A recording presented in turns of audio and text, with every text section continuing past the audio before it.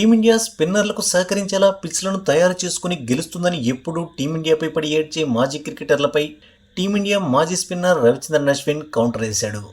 Satirical పోస్ట్తో మాజీ క్రికెటర్ల double స్టాండర్డ్స్ను ప్రశ్నించాడు.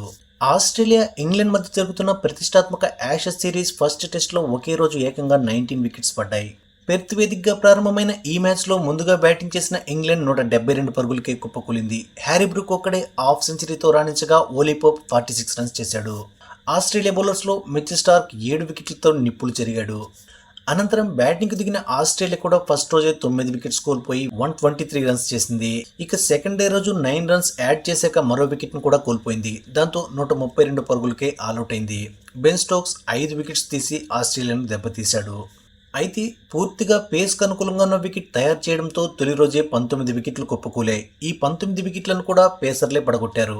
ఈ క్రమంలో పెర్త్ పిచ్ గురించి మాట్లాడిన రవిచంద్రన్ అశ్విన్ మాజీ క్రికెటర్ల డబుల్ స్టాండర్డ్ కామెంట్స్పై సెటైరికల్గా ఎక్స్లో పోస్ట్ చేశాడు. ఈ పోస్ట్లో ఏం రాశాడంటే, పెర్త్లో ఒక్కరోజే 19 వికెట్స్ పడ్డాయి. అయినప్పటికీ ఇది టెస్ట్ క్రికెట్కు అద్భుతమైన రోజు.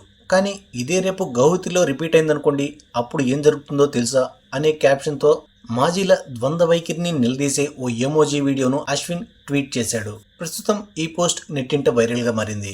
టెస్ట్ క్రికెట్లో హోమ్ టీమ్స్ తమకు అనుకూలంగా ఉండే పేస్ పిచ్లు తయారు చేసుకుంటే అభ్యంతరం తెలపని మాజీ క్రికెటర్లు భారత్లో స్పిన్ పిచ్లు తయారు చేస్తే మాత్రం గగ్గోలు పెడతారనే విషయాన్ని అశ్విన్ తన పోస్ట్ ద్వారా తెలియజేశాడు.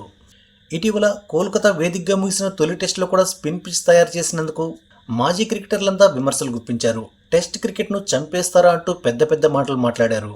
కానీ పెర్త్ వేదికగా జరుగుతున్న టెస్ట్ మ్యాచ్ 2 రోజుల్లోనే ముగిసినప్పటికీ దాని గురించి మాత్రం ఏ ఒక్కరు కూడా కామెంట్ చేయడం లేదు. అందుకే అశ్విన్ ఇలా సెటైరికల్గా మాజీ క్రికెటర్స్పై పంచులు విసిరాడు.